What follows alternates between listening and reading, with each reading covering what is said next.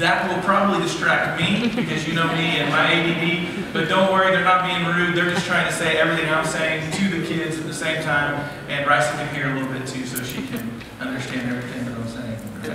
Right?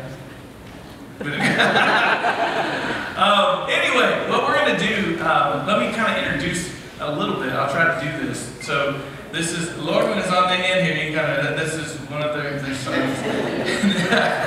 This is Josue here, and he's got a little something for you at the end in English he's been working on. We're going to say that just for a few minutes.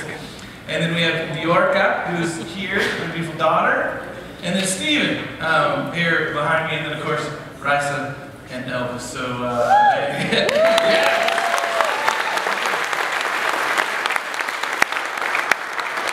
Finally here, right? Yes. Finally. You have it turned on? Yes. Okay, just making sure. What are you doing?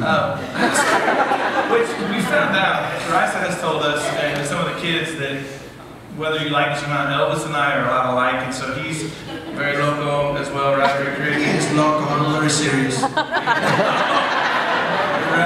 Right. So we're going to ask them some questions. I've got a few questions for Elvis, a few questions for Rysa, and then also some for the kids. So we're going to do our best to, with Elvis it's easy, right? He can just speak in English, but the others we're going to do our best to try to take our time, let them answer. But we want you guys to get a little bit of a feel for what they're doing in the Dominican, because all these people are the ones that have been supporting you guys and so excited about what's going on.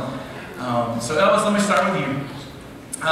First of all, we know that you guys are part of this vision to plant 1,000 churches in 10 years. It's a huge undertaking.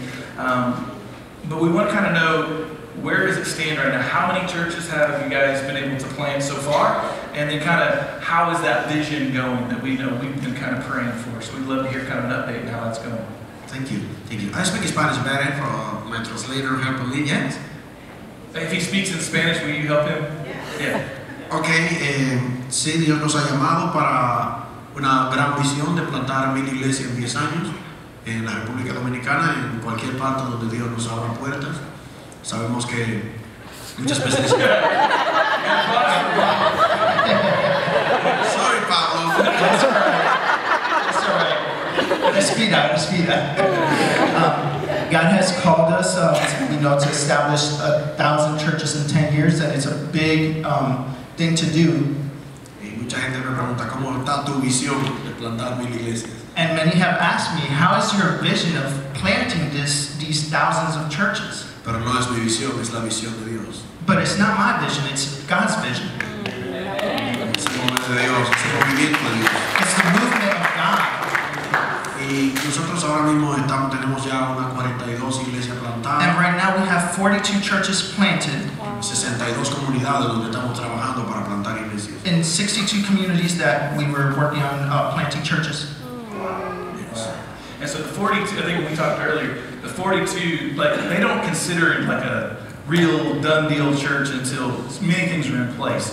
And so they have 42 that are like legit, what we would call legitimate churches, and then they have another 20 that we would maybe consider, oh, that's got to be a church of baptizing people, but they don't consider it a church until there's many things in place. And so basically you're almost, pretty soon you can be to 62 churches very quickly, which is amazing that you guys are doing that work. And Rysa does most of the work, is that right? And she does everything. Kind of explain to us, kind of how do you guys plant a church? Like, how does that work in the Dominican Republic? You decide, what do you think about before you go and plant a church? How do churches start if you're going to plant one?